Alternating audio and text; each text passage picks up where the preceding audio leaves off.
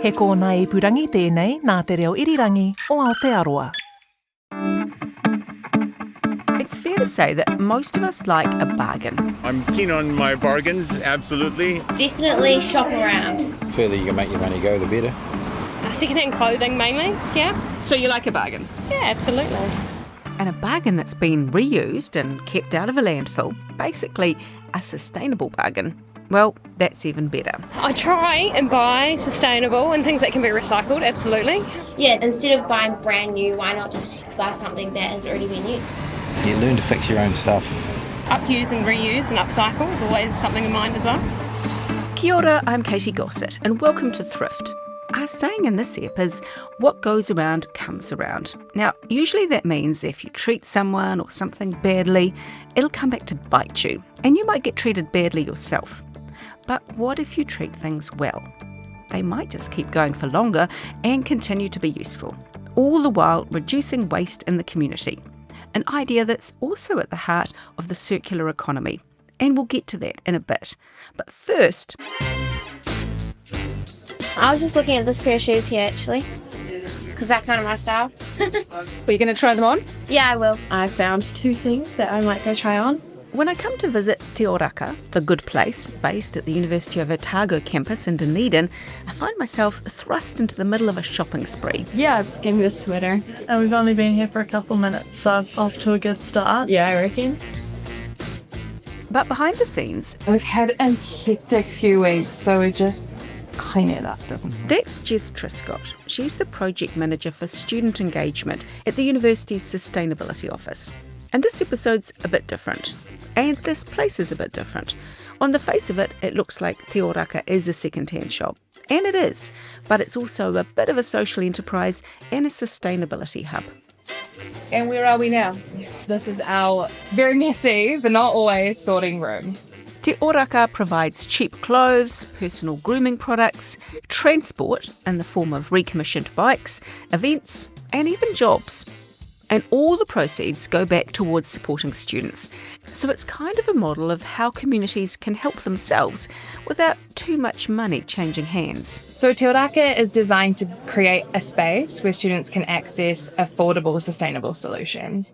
But it's kind of become a bit more than that. We've noticed that we're supporting well-being, community, a sense of belonging. Which is kind of appropriate. Back in 2022, when this space opened, it was gifted its name by the Office of Māori Development. So Te Oraka loosely translates as meeting all your needs, spiritually and physically. Looks like they're well on their way to that goal. So how does it all work? Well, to start with, it's not exactly a tip, but the first key element of this space is its wares. What can you buy here? So this is where students, if they donate or we get new stuff in, Back to the messy sorting room. it goes into here to be sorted. We've just recently had a huge donation drive, so everything's quite packed. Te Oraka has recently published its 2025 Impact Report, which shows the shop received 524.5 kilograms of student donations. It gets hung, priced, cleaned, assessed, and then it goes out into the store. Te Oraka is particular about what it accepts. It tends to favour items made from natural materials that can be repaired. And it turns away fast fashion items made of cheap synthetic fabrics. We see a lot of donations coming through, a lot less fast fashion brands and a lot more cool, unique thrifted items. Compared with a couple of years ago when at least 60% of the items were from chain stores. So that's exciting to see that thrifting's taking off. I think it's also really important to ensure that students have affordable access to clothing. Because ironically, as thrifting becomes more popular, it is harder to find affordable pre-loved items. So our store has a cap where nothing is priced over $20. and it's often even cheaper than that. The day I visit, a sale has brought even more customers in the door.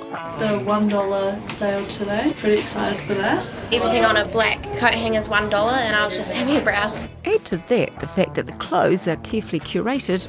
Sometimes I find at thrift stores they can be cheap but not necessarily good, and so they won't last you a long time. So I definitely look for quality items. And that combination means a lot of these customers are frequent flyers here. Probably twice a month. I come to this one like a few times a week actually because our hall is like just there, so it's pretty convenient. The other thing that makes Te Oraka a bit special is that mixed in amongst the second-hand wares are items that have been made by students themselves. So we have 10 student businesses that work with us, Here's Jess again. and they stock and sell here. In fact, the impact report shows they sold 176 student business items throughout 2025. That goes as a bank transfer, so they get all profit from their product and we don't charge any consignment fees. So the student businesses do a couple of things here. One, they offer diversity. So students aren't just popping in to look at clothing, they can look at jewellery, candles, something that a student's crocheted from repurposed wool. Yeah, heaps of little goodies just to kind of diversify the store as well. And of course, it also provides a bit of extra income for young entrepreneurs. It is a cool opportunity for students to, I guess, earn some money on the side or learn whether that's something that they want to do full time. So to tip 2, or the second feature of the shop, is its circular economy. Basically the concept of keeping resources in use for as long as possible, getting the most out of them while you can, and then when they really can't be used anymore, try to recover and regenerate the materials. Like I say, what goes around comes around. So Te Oraka is circular, so everything that it makes goes back into the store. So that can go into paid student time, subsidised refills. The Refillery stocks an environmentally friendly brand of personal and household products, so stuff like shampoo, conditioner, body wash, but also dishwashing liquid. We purchase it and heavily subsidise it so students can refill their vessel for between $3 to $6. The money from the shop also funds events, markets, workshops, some of which are about waste minimisation and sustainability, and some are about the basics, food and friendship. Offering kai, we always have coffee in store, those sort of things. So if you pop in and you spend $20 on a jacket, in a couple of weeks you'll benefit from that, which is really special too. And nothing is wasted. If something is donated and they don't want it, they'll find someone who does. And that goes to a guy called Brian at Connections Trust.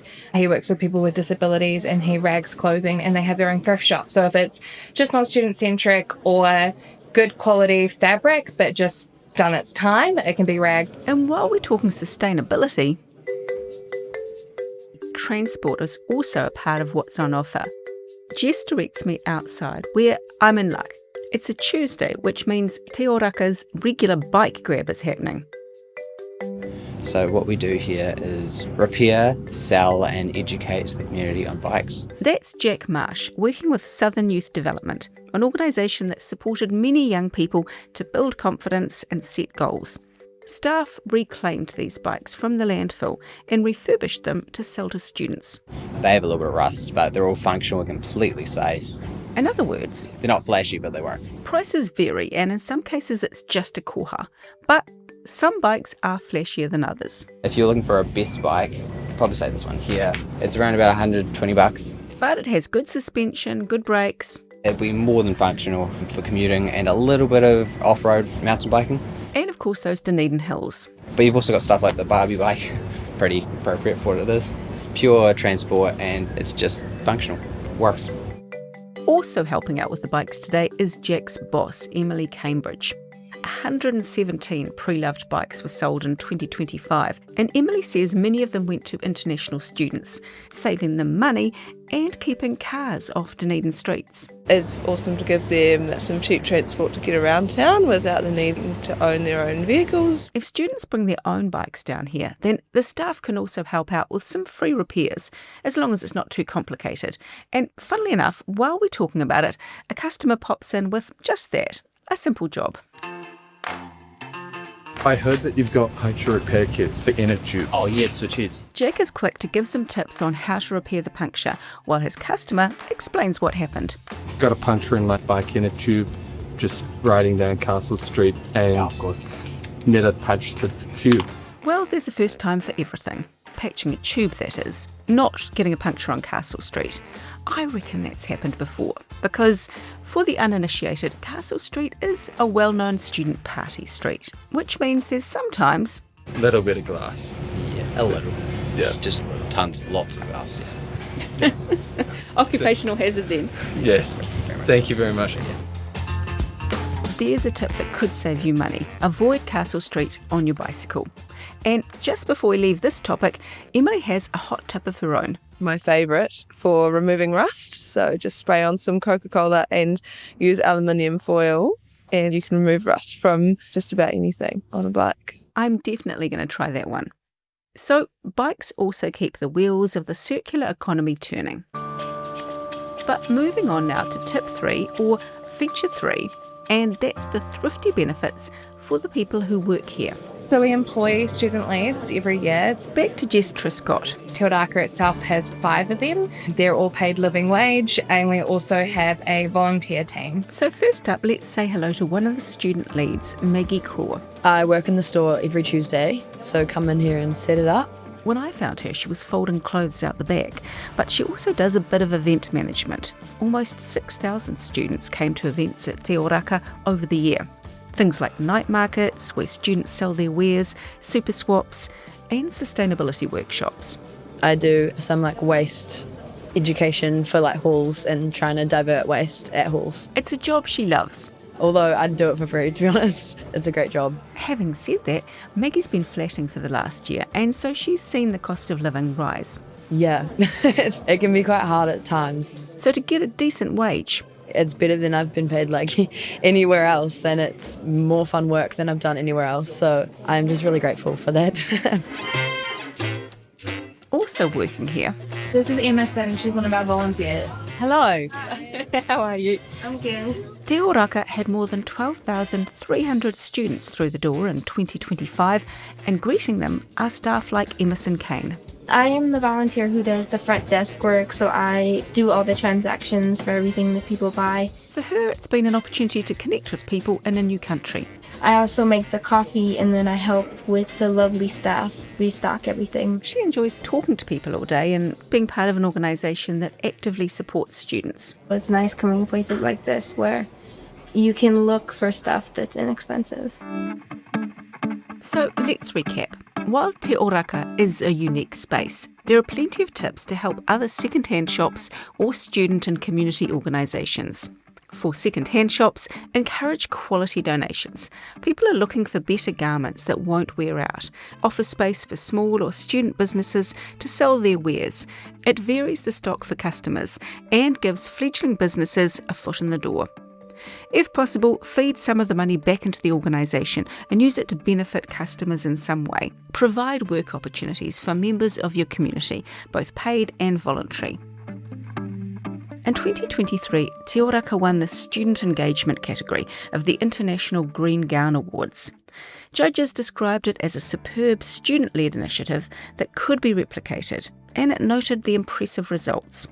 We've sprinkled some of those from the 2025 report throughout the SEP, but probably one of the most meaningful figures is that sales are up 111% from 2024. So that's more people taking part in the circular economy and joining the Te Oraka community. It's really cool to be able to kind of create a space where students feel supported, welcomed, and can do some good while they're here. So I think we'll just continue to do what we do. Next time on Thrift, an episode I'm calling Splurge and Save. What is the thing that you won't give up and you're always going to splurge on, and how do you pay for that treat? So a wee delve into our personal savings tricks. Not a bad idea as we head towards Christmas. For that episode and others, follow and listen to Thrift on your favourite podcast app. Many thanks to my guests in this episode, Jess, Maggie and Emerson from Te Oraka at the University of Otago. This podcast was produced and presented by me, Katy Gosset. It was engineered by Alex Harmer. Tim Watkin is the executive producer of podcasts and series, and Nate McKinnon makes our videos. If you have a tip to share, you can email me at thrift@rnz.co.nz. Thanks for joining us. Ka kite.